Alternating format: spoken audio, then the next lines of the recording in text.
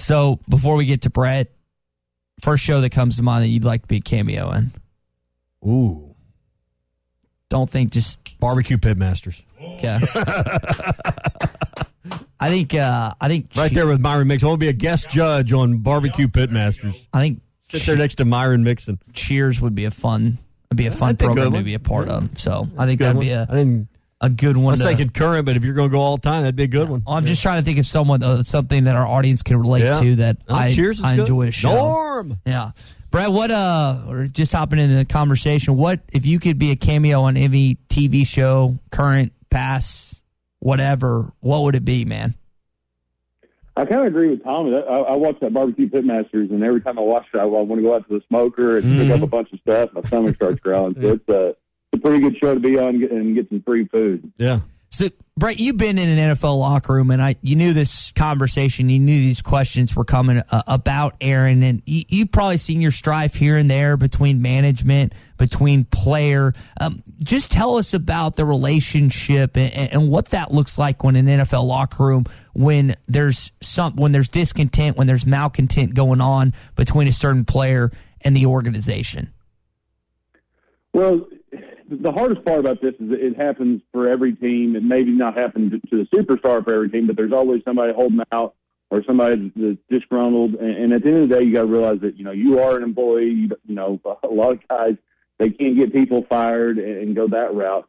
But it's tough. You look over the years of Aaron, and you look before him, what happened to Brett Favre. Now Brett contemplated, retiring a lot more than Aaron did later in his career.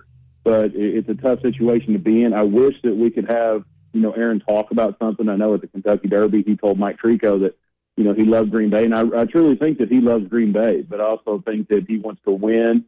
And I think that he would like to have some more talent around him to make that process easier. And you bring up that point because one of the things that Tommy and I kicked around this morning is Aaron not necessarily having the offensive talent that he should have been supplied with. We know what Devontae Adams brings to the table, but outside of that, Brett, I mean, when you look at that roster up to down at the skill position, I love me some Aaron Jones as well. What should the Packers have done the last couple of years to help Aaron out on the offensive side of the football? Well, it's hard to say because one, you don't know the salary cap on every situation, but I remember playing, and he wanted Marshawn Lynch when Marshawn got let go from Buffalo there, and then he ended up going to Seattle, and we all know what he did there. But I also remember after the 2016 NFC Championship game, everybody on the team loved Jared Cook and really was adamant about getting him back. Well, they let Jared Cook go. Martellus Bennett comes in there, and then he fakes an injury and plays for another team later, and they ended up paying Martellus more than they paid Jared Cook. So there's things that go through every single year you can look at, and you mentioned it, 9 out of the 10, last draft was all defensive players, and the only one was a quarterback in the first round that they moved up to get. And there's still a lot of people with Jordan Love that don't think that he could be the starter right now. And so if Aaron does not come back or gets traded, whatever happens in that situation, they're going to have to get another quarterback out there like an Andy Dalton, a Jared Goff, somebody that can kind of bend the gap a little bit and learn the offense quick because they're going to be struggling. Jordan Love was a third-string quarterback last year, and he kind of rode the bench and didn't dress for a lot of games. I think maybe 2 games all season that he actually was dressed on opening the game day roster. So how much meat is left on the bone for Aaron? I mean, he's 37? Am I right on that? I think 37. And we've seen Tom Brady play into his mid-40s. Aaron doesn't. He talks about playing into being 40. How many more seasons is ahead? Is it 3, 4, 5? I mean, that's got to be part of the evaluation if you're the next GM, president, owner looking at this situation, Brett. It is, and you look at what Tom Brady's done and Drew Brees and those guys, they're not hitting the quarterback as much as they used to. They're protecting them. They don't want them hitting below the knee. That changed when Tom hurt his knee in Kansas City years and years ago.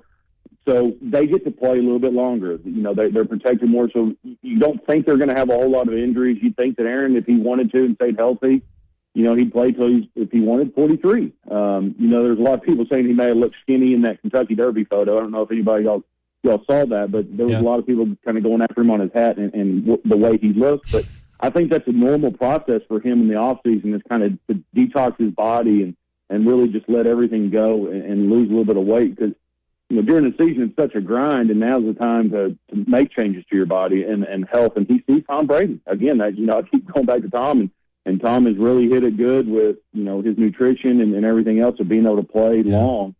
And I think a GM for another team would go all in thinking that they're going to have Aaron for the next, let's just say 2 to 5 years, but those chances of you going to a championship game and possibly a Super Bowl is 3 out of those 5 years probably. Yeah.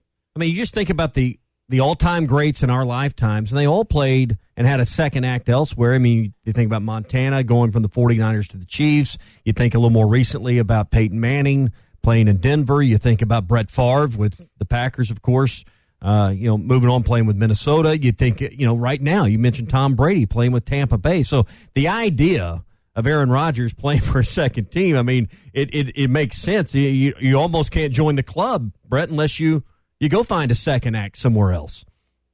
And that's very true. You got Drew Brees you throw in there too, but then you've got, Eli Manning, who didn't do that, Ben Roethlisberger, who didn't, and, obviously Peyton went and won a Super Bowl in Denver. And Denver is one of the spots that, there's a lot of talk about that, and so are the Raiders.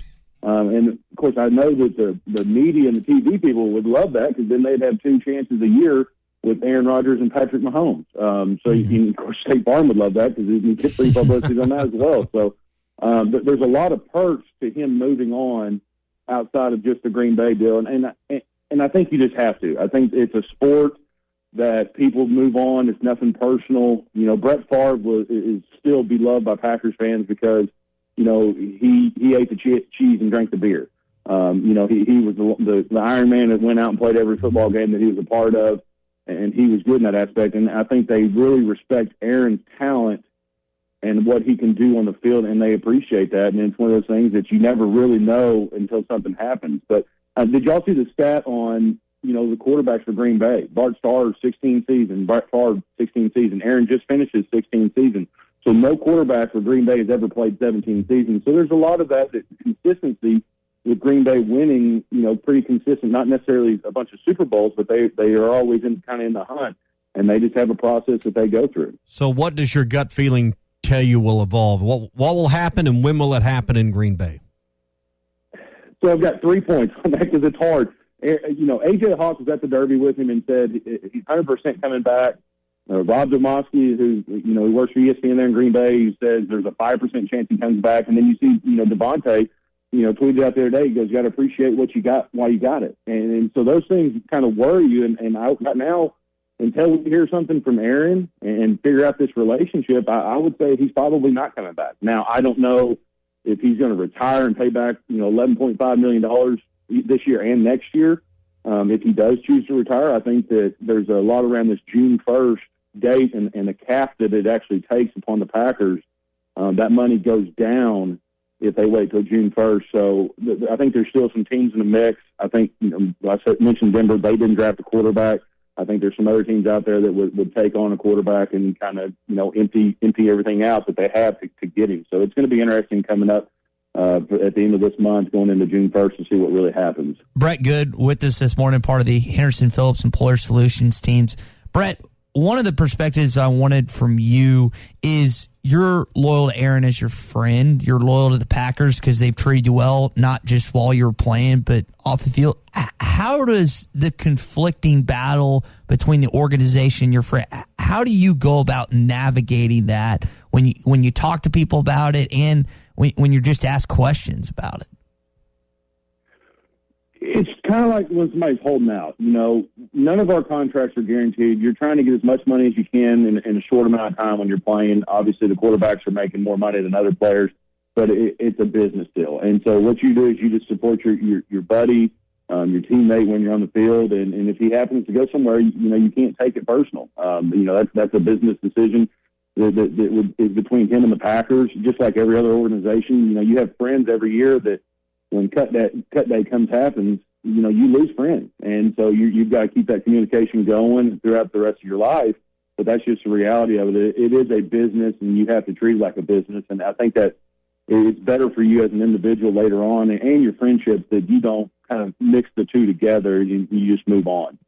Last question for me, Brett. When you look at this situation as this stuff continues to unfold, your diagnosis, is Aaron in the wrong? Are the Packers in the wrong? Or is it a little combination of both? Again, that's hard until we hear, what Aaron says. I know I heard you talking about, Bradshaw with his comment. Mm-hmm. Bradshaw still doesn't talk to the Steelers a whole lot. And you think about that, and that's just part of the business itself. So they're probably both in the wrong. There's probably a lot of hurt feelings over the years, the way Aaron felt like he's been treated and maybe not had as much input on the roster offensively as he would like to have, and I'm sure that they would take that input, but actually doing that input is another thing. So it may rely on both of them. A lot of these things you would rather keep in-house to make the process easier and not get all the media involved and all the speculation that's going on, because now we're all just thinking, and everybody's just talking about the June 1 and saying, is Aaron really coming back? Aaron hates the Packers. He wants Brian Gutekunst fired. Is that really true? We don't know. And we're not hearing from any of them. What we do know is, all the Packers management, and they went out to California and to meet with Aaron. And apparently that relationship really is not good. And so we'll see how they kind of move forward and if they can mend it or if it ends up being a breakup here at the end of the month. Yeah. Well, I guess they'll, figure it all out. And I just think that the jeopardy angle is interesting, too, and how much leverage that really is that Aaron has to play there. And if he's truly serious about, possibly, would he actually leave football to go do that and that only? Would he try to do both? I think that's the other unusual aspect to this that's kind of hanging out there that I don't know how much of a factor it is, but you've never had anyone other than being an announcer, like a Tony Romo type deal, contemplate leaving football to go do something else in TV. Well, and that's true. And if you look at the Jeopardy numbers, depending on which website, you're talking $10 to $20 million. There's a lot of perks with that. But then there's not much work. You're not getting hit. Now, the days that you are working, it's a full day.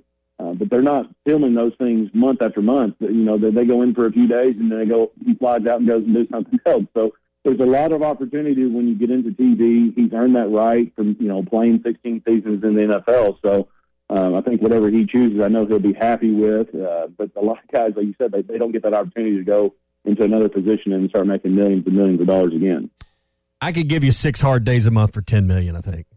If you want 7, we're going to have to talk about 15. Yeah, I think I could give you, full 7-hour days. I don't know about 8. I'm gonna need an extra hour for lunch, but I think I could pull that off 6 days a month. And a private plane. In a private plane to get me to and from work. I think, and of course a suite at the, Hilton or something. But and that's the thing is you get travel, you get a private plane, you're going to get all your clothes paid for. I mean, there's a lot of perks to that. And it'd be a good opportunity to walk into. Yeah, well, that shouldn't we all have such options to contemplate? I feel bad for him, all the options he has to sort through. All right, Brett Goode joins us every Wednesday here on the Morning Rush. He's now part of the team. He's been drafted by the Henderson Phillips Employer Solutions team. Brett, I know for a lot listening, they're dealing with storm damage, and you're looking at your insurance policies. You're talking to your agent. You're talking to adjusters, and there's probably some folks out there listening that are not real happy with what they're hearing. Might be time to start looking at your Dex pages and getting those over to you for a new quote.